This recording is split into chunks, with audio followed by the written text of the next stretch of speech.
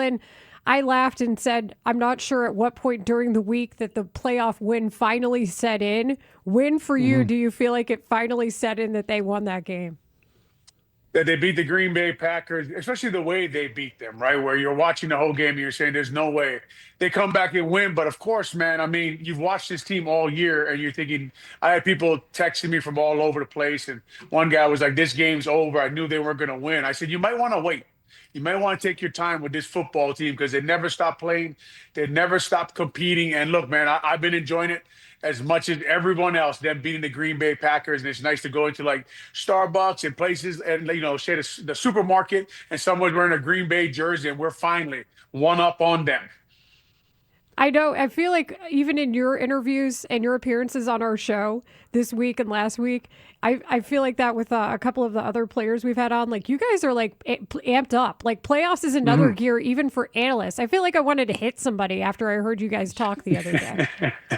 Yeah, it's exciting, and it's the Green Bay Packers, and you're looking to beat them, and it's exciting for the city. And I've been analyzing for a while now, and we don't get to analyze a lot of playoff games, right? And we talked about, the last time they won a playoff game is when we beat the Seahawks in 2010. I'm tired of talking about that win, and it's good for the Chicago Bears to be relevant again. It's good for the Chicago Bears to be in the playoffs. It's good to have a team to talk about winning, not talk about, okay, what are they doing wrong? What are they doing wrong up there at Hallis Hall? And how do we find a new coach? And how do we get the offense to put the ball in the damn end zone? Now we have a quarterback who competes, puts the ball in the end zone, scores points, finds a way to beat football teams. It's been a fun year.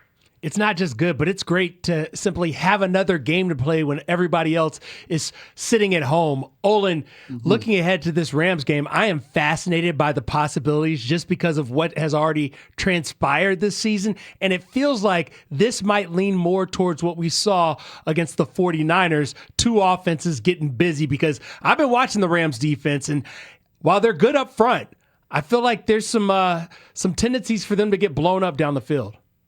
Yeah, in the secondary, right? The first thing you do when you turn that film on is you say, hey, people are scoring points on them in the last 6 games. People are attacking that secondary and finding ways to move the ball down the field and score touchdowns. And look, man, Chicago Bears now, you turn on film on Monday mornings for a guy like me. You say, who do you want to watch? Well, I say Ben Johnson and Sean McVay. That's who I want to watch. That's the film I want to study. I want to watch the way those guys attack defenses, the way they use 3 tight ends, both of them to create mismatches. Now, they both were tight end coaches, which is interesting to me, right? They both, Sean McVay for the Redskins, and, the Commanders, and Ben Johnson for the Miami Dolphins. So they both came up the same way. And to me, that was interesting to me. I said, man, I wonder if that really did help them understand the run game and the pass game and how to tie that together. But you're going to have to score points.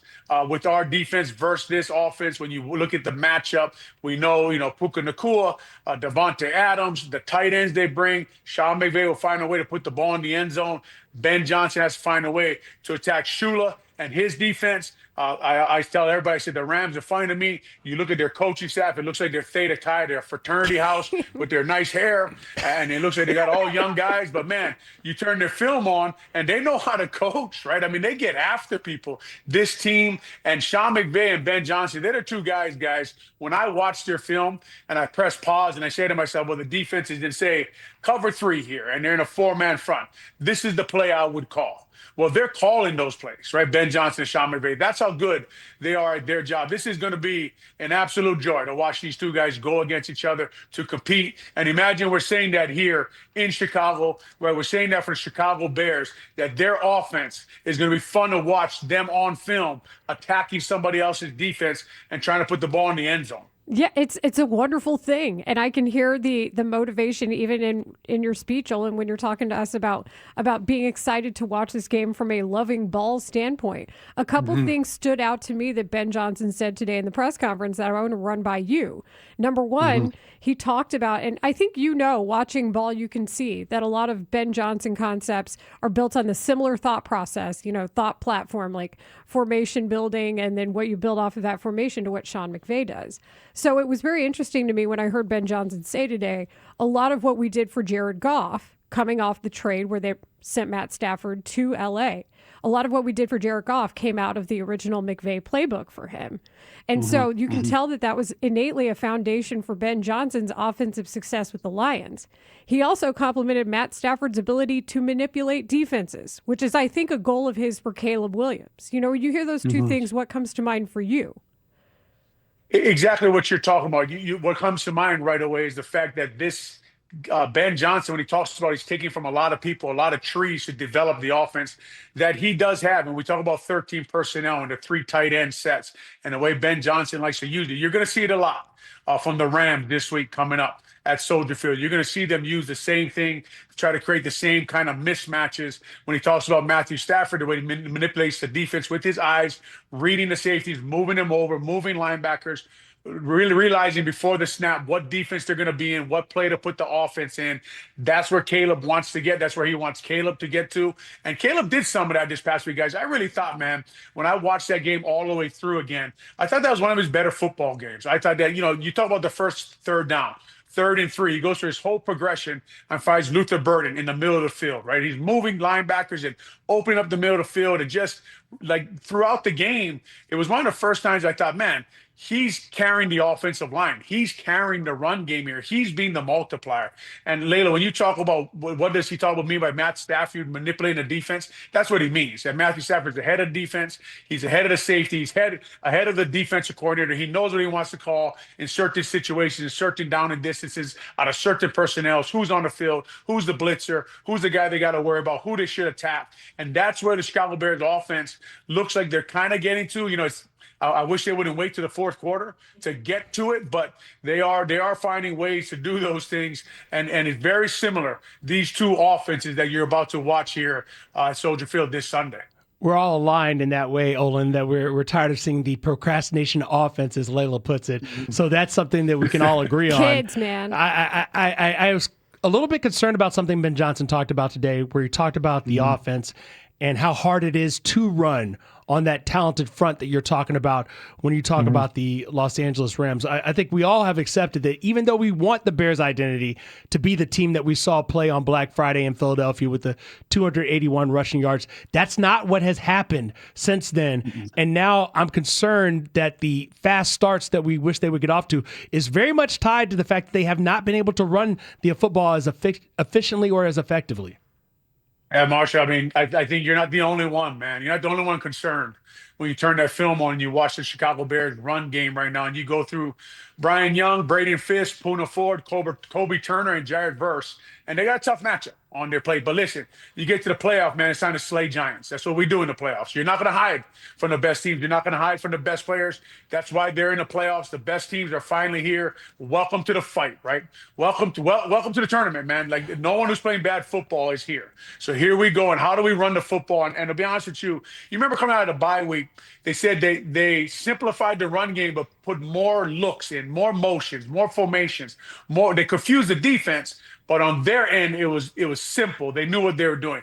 I personally think they've been running too many concepts lately, too many run plays. The offensive line is not getting a lot of looks, and repeatable looks. Whereas when I played offensive line, I wanted 1, 2, 3 turns at a run play, so I knew how the linebacker and how the nose guard was going to play it. And that's what, like the Green Bay, they were what I like to call triggering fast. And by that I mean, as soon as the linebacker saw a run, he was shooting downhill right away.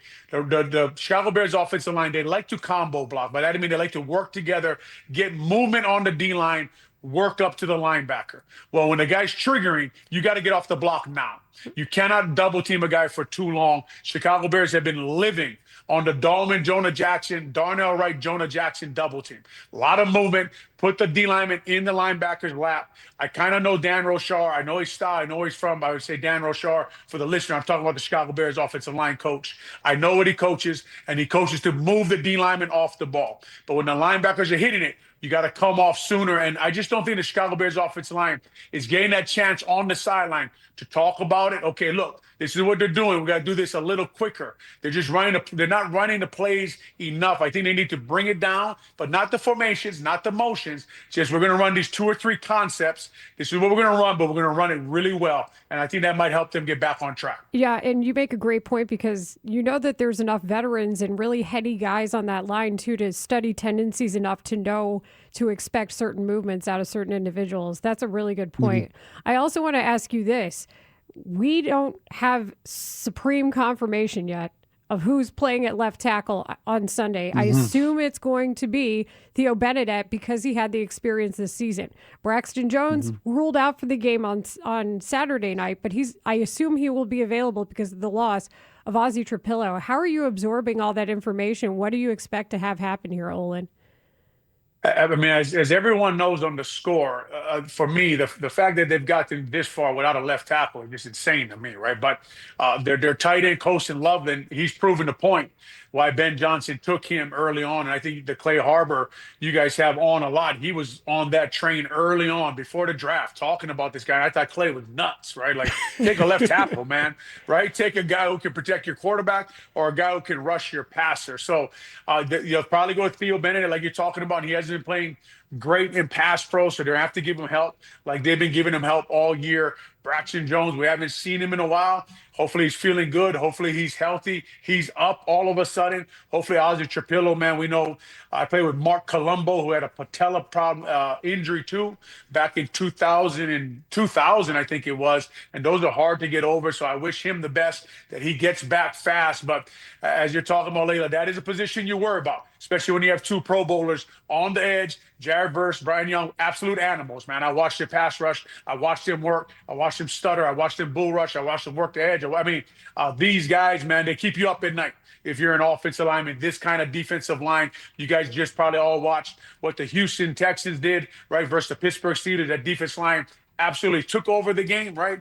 Those kind of guys are tough, and this is why you're here. But I'm sure Ben Johnson has a plan for Theo. Like you're talking about, Marshall mentioned, let's run the football. Let's not give those guys a chance to get after our quarterback, and we have to be very wary of leaving Theo out there one-on-one on 3rd or 6 or 7 or more. Yeah, absolutely, Olin. Jared Verse is, he lives rent-free in my mind. This has been a lot of fun. Thanks for joining us and putting in some extra time on the midday show ahead of the playoff game. We appreciate it. Thanks, Olin. I appreciate it, guys, man. Have a good day.